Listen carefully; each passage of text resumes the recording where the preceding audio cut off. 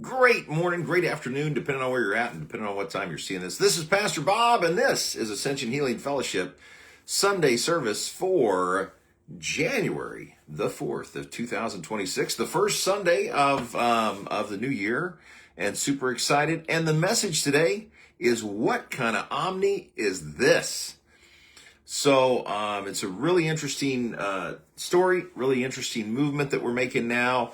December, we spent the month looking at our original or first Christmas presents, and we talked about them. And starting today, we're going to move into what kind of Messiah, what kind of omni, what kind of source is this?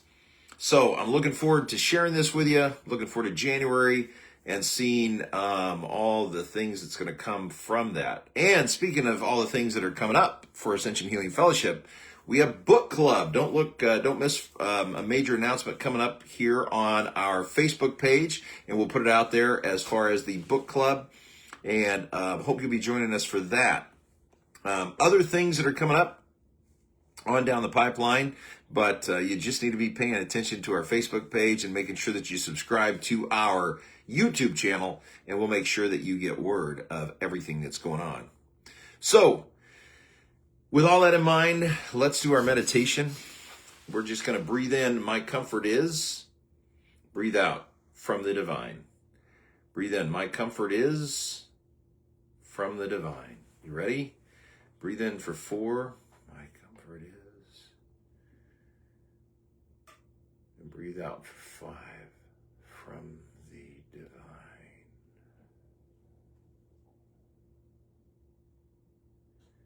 My comfort is from the divine.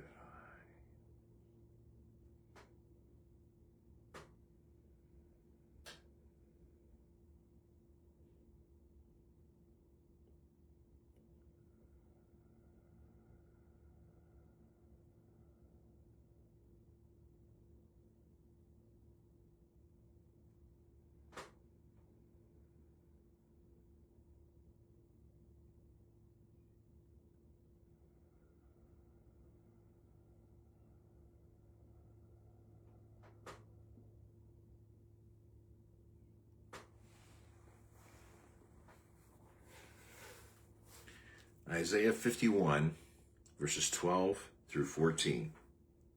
I am he who comforts you.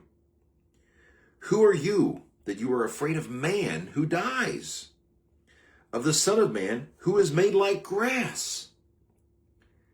And have forgotten the Lord your Maker, who stretched out the heavens and laid the foundations of the earth, and you fear continually all day because of the wrath of the oppressor, when he sets himself to destroy. And where is the wrath of the oppressor? He who is bowed down shall speedily be released. He shall not die and go down to the pit, neither shall his bread be lacking. So, the comforter, our comforter, the comforter that we can always rely on, we can always come back to, is perfect love. That's the only comfort that there is. What are you going to take comfort in? Politics? Hello. That changes like the wind. What are you going to do? Take comfort in military power? Hello. What are you going to take comfort in? So what we're being invited to in this place is to see a very different type of God or source or divine one. Keep in mind that most divine ones want something from you. It's called a transactional savior, a transactional source. That's not what we're talking about with this Savior. We're talking about a genuine Savior who only wants to love you. And that's why perfect love casts out all fear. You see, for the longest time in my life, the shoe was on the other foot. Let me explain. I was told, well, check these boxes, do these good things, and then you will be loved. That's not what it says in this passage. That's not what it says throughout the month of January. We're going to be talking about this. We're going to go deep diving into this. So I want you to be aware of that. So we're going to overlay what we've just heard and what we're going to be talking about in January with our first Christmas presents. Okay, and remember, our first Christmas present was what? Fear. Okay? And the second one was the impossible. So we're going to be bringing those into some messages, and then I want to spend the last two services of January talking about ways to heal through what we're talking about. So let's overlay this. So our first Christmas present was fear. We're given fear and discomfort. And why are we given fear and discomfort? Well, we're given fear and discomfort so that we will find the source of all comfort. I am he who comforts you. So that we will find the source of all comfort in perfect love. Again, we were given fear and discomfort so that we could find the source, the one, the omni of all omni. And in that omni, we find the source of comfort. So, you're given discomfort and fear to find comfort and peace. So, he who comforts you. He who comforts you. Comfort through believing. Comfort through a belief will be pushed. Let me state that again. Comfort through a belief will always be pushed. Let me give you an example. If you're comfortable with this, then it's going to be stretched to this, and then it's going to be stretched to this. And that's the beautiful thing about it. You know, I looked back at the start of 2025, and I thought, well, you know, I had a good paying job, and I had this and I had that. All of a sudden, I lost that good paying job by about the middle of January 2025. Been laid off ever since, but I picked up a part-time job and got some things here and there. But all that to say, I was pushed, and I'm so glad I was pushed. I am so glad that I was pushed through that, because now I have a real strong comfort in not having anything. It's a really beautiful thing. So, comfort through believing, comfort through belief will always be pushed. Number 2, comfort through location always was made by the divine. Comfort through location, all was made by the divine. What does that look like? So, no matter where I'm at, no matter what moment I'm in, all that is was made by perfect love. All that is was made by a divine who is my comforter. Do you see how comforting that is? All is well because all was created by the divine. Now, true story. Do I sometimes fall for fear? Yes, I do. I am growing, and I sometimes fall for fear. And I'll tell you, we live in a society that understands the power of fear and pushes that to the extreme. We just came through the season of fear, right? Oh, don't miss out. Oh, you might miss out. Oh, you got to have this, you got to have that, or you're going to miss out. We just came through so many different fearful moments. And they're always about missing out. They're always about not getting it, not having it as good as somebody else does. Oh, you got to do this, you got to do that, you got to have this, you got to have that. That's a lot of crap, is all I can say. And that crap will make you miserable. Just before Jesus ascended, his last words were, "Peace I leave you, peace that passes all understanding," he said as he ascended. He left us that peace because all of a sudden we saw a very different Savior. We saw a love, a comforter who said, no, I transcend death. Death has no bearing. Not even death can touch you if you believe. If you simply believe that there's a divine being who's perfect love, what do you have to fear? So the boundaries of my fear that I'm being pushed through and the boundaries of your fear that you will be pushed through all lead us back to one peaceful thought, and that is simply this. That is simply this. Perfect love is in all, and all is in perfect love. Again, are you still going to have difficult moments? Let me tell you, I'm so grateful to Jennifer because I had to call her sometimes. This was a very difficult Christmas for me. It was the 50th anniversary of my dad passing whenever I was a young boy. It was the 50th anniversary of my first Christmas without my dad, my superhero. So yeah, it was tough. So the second thing that I want to say with this overlay is that fear continually all day. So he talks in here about fear continually all day. It's in verse 13, right? It said that you fear continually all day long. All day you fear. All day you fear. Perfect love made even the oppressor. When we just talked about all, yes, all. To include the oppressor. Whatever is oppressing you, it's not talking about one specific person. It's talking about all oppression that is upon our soul. Those oppressions, the fear only comes all day when we live in the belief that the oppressor is stronger than the perfect love. Let me state that again. The fear only comes, and the negative life only comes when we have the thought that the fear is stronger than the perfect love. And it's not. It's stated in here, who are we to fear man? Who are we to fear anything, any oppression? Because it's all going away. It's all fading. Remember the wise men, right? The wise men. Yeah, they'll visit with the king. Oh yeah, sure. We'll let you know as soon as we know where the baby's born. And they're walking out the door going, there's no way we're doing that. And they just went home a different way. The wise men were totally okay.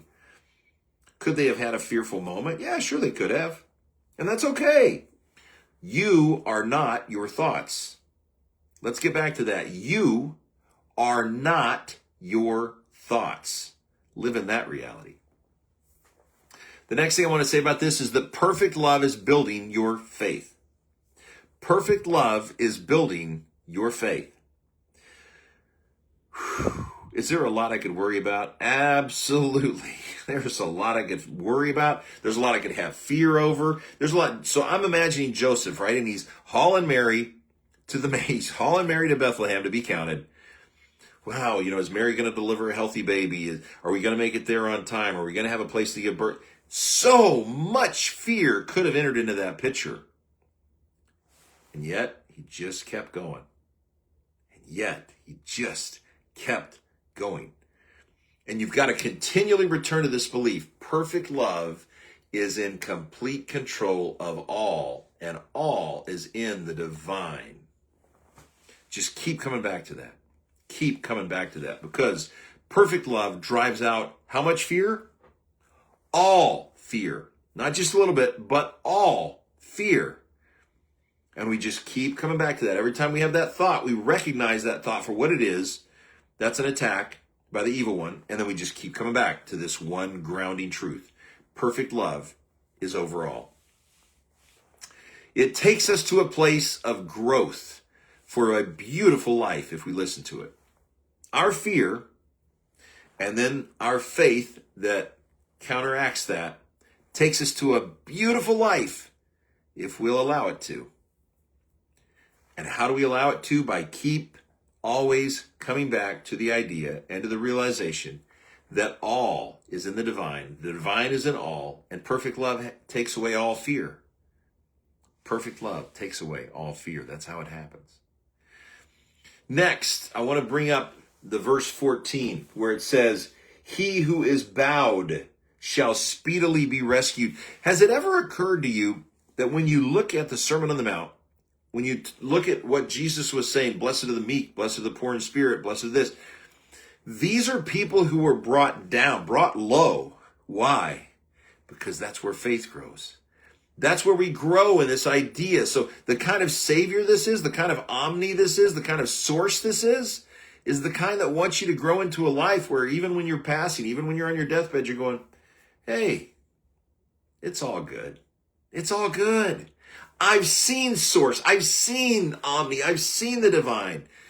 And I know that the love that they have for me is beyond human comprehension. So it's all going to be good. It's all going to be good. No regrets, no sorrows.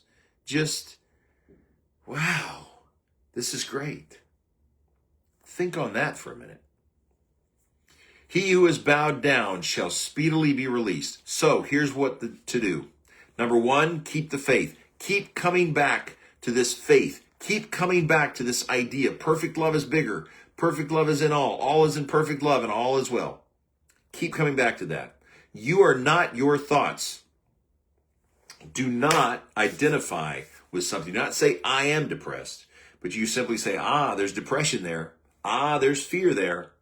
And instead of saying, I am, you say, I see that. I see that. But I am is my comforter. And I am is perfect love. And I am is embracing me. And I am is in all. And all is in I am. Therefore, all is well. Think on that. Keep the faith. The reason I started meditating was for this very reason. I started meditating because the more I meditated, the more my mind got quiet. And I'll tell you, a wonderful, wonderful, wonderful app is called Insight Timer. If you want more details on that, message me through either our YouTube or our Facebook. But it's called Insight Timer. And on Insight Timer, I've got a timer, but I've also got some amazing classes, some amazing teachers, some meditation teachers, and some different techniques and ideas that really have helped me a lot. Also, another thing that you can look at is a local contemplative prayer group. Contemplative prayer or contemplative way of life is a way of life that was talked about by Thomas Merton and Father Thomas Keating and some of these others. It goes all the way back to St. Francis of Assisi, but it's a wonderful, wonderful way to still your mind and to be in the knowledge and the belief of I am the Comforter. Neither, this is from verse 14 too, neither shall he be lacking bread. Everything we need for life is already provided by perfect love. We just have to live in the reality of it. When Jesus called himself the bread of life, he was literally saying that everything you need is found in the perfect love that I'm exhibiting here. Everything you need is found in a divine being who is going to allow me to die so that you will see that not even death has power over you. Eat of that bread. Eat that bread and never be hungry again, because your soul will know the truth, and the truth shall set you free. Bread of life. Grow in faith. Grow in faith in that bread of life. Grow in faith that that's all that you need is going to be provided. I've had to grow in that a lot in 2025, and I'm really looking forward to further growth in 2026. I really, really am. Bread of life, the light of perfect love. The light of perfect love is the bread of life, because you don't need the fear. You don't need all that. It would throw it all out. Bread of life is perfect love. That's it. It's the light of perfect love. Not even death could stop him. Not even death could stop the goodness of that faith and that belief.